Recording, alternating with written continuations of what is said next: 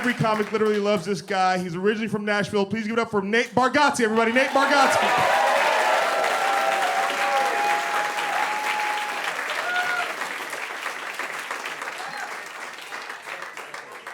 I'm from Nashville, and I'm married, and it's fine. I don't know.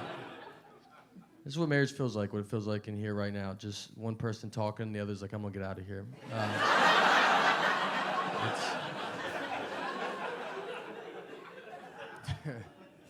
I always get home late doing comedy, and my wife will be asleep, so I'll go in, I fix something to eat, I watch TV. I'll be home for like an hour, and I'll just hear her from the bedroom. She'll be like, Nate, is that you? It's like, you better hope to God it's me. You have let some murderer get quite comfortable in this house. He's eating, you know?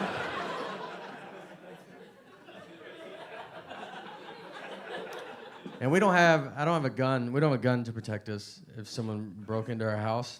I have a pocket knife. That's what I have. It's gonna do nothing. I don't know even how to use this knife in the middle of the day, much less I'm gonna wake up out of a dead sleep and have some kind of knife skill I've never had before. So what me and my wife do, we sleep strategically in our bed to like prepare for an attack, you know? So like I'm here, like she's closest to the door, but I don't know. It's fine. Look, she doesn't even know there's a strategy. So it's the plan is like the guy would come in, right, and she's gonna lunge at him. She'll lunge, and she'll probably be like, it felt like I got pushed, and be like, well, you don't know what lunging means. And she'll lunge. She'll put up a good fight, you know? At least a good enough fight that I can be practicing with my knife on my side. That's all I want. Little.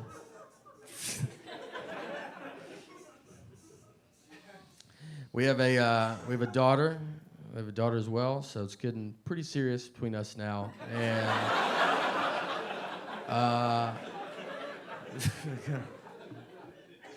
it's our first kid. I don't know if we had a kid too late in life. Sometimes I think so. Like, because if you ever ask someone that has kids and their kids are grown and moved out, and you're like, when's the best time of your life? They will say before they have kids or after their kids move out. There's like 20 years they don't mention. And that's when kids were in their house, you know? So for me, I'm 35. I was 33 when she was born. So by the time she moves out, I'll be 53. I'll be dead within hours. So, I've just pushed it too far. Like, I should have done it earlier, you know? Like, I watched that show, Teen Mom, and I'm like, man, those girls are nailing it. Like, that's what... Just get it over with, you know? Like, no one likes junior high or high school anyway, so just wrap it all up together.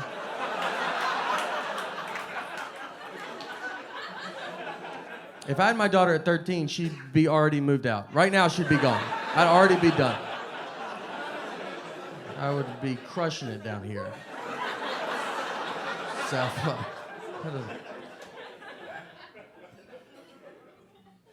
we took her to Disney World, and she's 2, and so when I took her, like my stupid buddies that don't have kids, they're just like, why are you even taking her? It's not like she's going to remember it, you know. You're just like wasting money.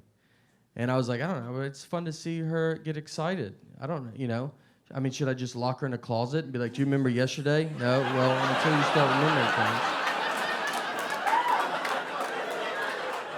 I'm not going to waste any money on you, you know?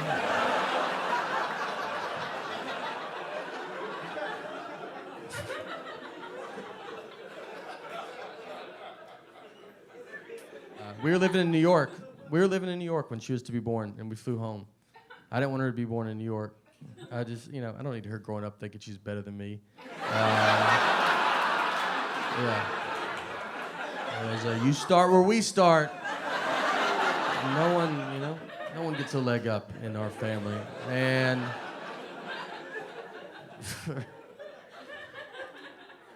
when I first moved to New York, I was there 3 months from Nashville, Tennessee. And I remember one night we would do comedy, then we'd always go eat at like a diner really late. And one night we go to this diner, I'm sitting in the back, and this guy walks in with his CNI dog, but he's like pretending to be blind. Like he's not. Like I'm really good at telling when people are fake blind, and I was like, this guy's not blind, you know. He walked in. He made a big announcement to it. He's like, hey, I'm blind, everybody. I'm blind. And then he started just knocking everything off everybody's table. Like, oh, I wish I could see what's going on, but I can't because I'm blind. And he had a CNI dog, but he was leading the dog around the whole time. The dog never got in front of him. And I was like, it doesn't work like that, you know? Like, I don't think the dog builds confidence and is like, why don't you do some of these on your own? I just want to see, you know, if you get it. Like, so I'm watching all this happen. I'm getting pretty upset about it, you know, because I just moved to the north from the south, so I still cared about people. And I was like, I gotta do something, you know. And so they kick him out. So they kick him out, and they get us outside. And I go out there. I look. I was like, all right, let me go, because in my Mayberry head, I think this is New York's biggest problem. And I go over to him. I was like, what's wrong with you, man? Like, why would you pretend to be blind? Like, how would you feel if you really were blind? And he was like, how would you feel if you were blind? I was like, what does that even mean? And then he sprayed me with mace. And he was so accurate. You know, it wasn't like, oh, I hope I get him. It was both eyeballs. The bridge of my nose wasn't even wet. That's how good he was. And when you get sprayed with mace, you can see for a second. And I remember, like, I was like sitting there, and I look up, and he runs across the street, and he gets hit by a cab. For real, it wasn't bad. Like the cab, like just kind of bumped in. I mean, it wasn't good, but it wasn't, you know, like he's fine. I think he's fine. He could see after. No, I don't know. But he falls into the sidewalk. But I remember like thinking, I was like, I saw that cab. Like he definitely should have seen it, you know. So it was like, all right. I mean, odds are he's probably blind, you know. Maybe it's his first day or something. I don't know. Like maybe he's going through a lot. And I should have just backed up. Everybody asked too. They're like, "Oh, was it?" They would run another. Like, would you get sprayed with pepper spray or mace? And it's like, I don't know what it was. What kind of life are you living if you could tell the difference? If I knew, it was something. I don't know. Could have been hairspray. I don't know. What do you? He had big hairspray that he carried with him. No. I love doing comedy, though. It's fun, and I do it. My dad is an entertainer as well. He's a magician. Really is. He does it, you know. He does. Well, he's also started as a clown too. Like I don't want to come off like I come from some rich magic family, and you know I'm better than you guys. He paid his dues, his clown dues, and he went through the system. That's this. It goes. There's 2 steps. It goes clown, magician, and that's it. You can also just go straight to magician, but it depends if you want to be respected or not. And so,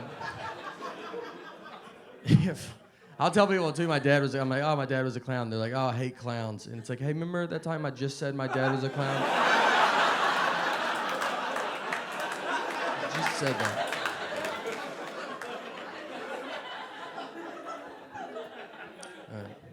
Here's what we did a show together recently. I'll tell this story and then we'll be done. We did a show together. So magicians, when they get together, they do they have magic conventions, and it's where they all like kind of get together and they perform for each other. They give lectures, they buy and sell tricks, and like all this stuff. So it's a lot of magicians, you know.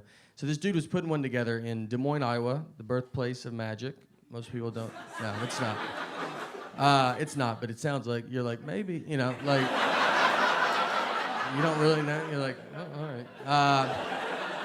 So this guy is putting it together. He's having my dad perform. So he calls me and he's like, hey, I want you to come and we're going to surprise your dad. I'm going to make you appear out of a magic trick. And then you'll come out of the trick. You know, your dad will be on stage. He'll be blown away. The audience will go nuts because you 2 guys will be together. And then you come out and do stand-up. It's going to be like the perfect ending of the night. And I was like, all right, perfect. Let's do it. Sounds great. So we get it, fly to Des Moines. I get there, show starts, no one knows I'm there. I climb in this box, my dad's performing. Right when he gets done, they push the box out. My dad's out there. The trick is, normally this guy walks around, he's a very pretty lady assistant, and she walks around the box, shows the box is empty, and then the box, she climbs in, box falls apart, she disappears. Now, she climbs in, box falls apart. I pop out. Like, huh? Can you guys believe it? I made it. Can you guys? It's crazy, right? And I look at my dad, and his face he's so surprised, and his face is, it's kind of just like, why would you agree to this? And I was like, what? Is that not? And in the audience, zero reaction. Zero. Nothing. And then I realized, I go, you know what? They don't know we're related. No idea. They think this is the worst trick they've ever seen in their life. The trick is like, so a pretty girl disappears and a whatever dude pops out? Like, that's your trick? It's the stupidest trick I've ever seen in my life. And now I gotta do stand-up. So I gotta jump out of the box, grab a microphone, and now they're like, now he's talking to us? Like, what does he get off? They have no idea I'm a comedian. And when you do stand-up in front of people that are not expecting stand-up, it doesn't come off as stand-up. It comes off like a mean speech, People are like, get back in the box. So, all right, thank you guys so much. Enjoy the rest of the night.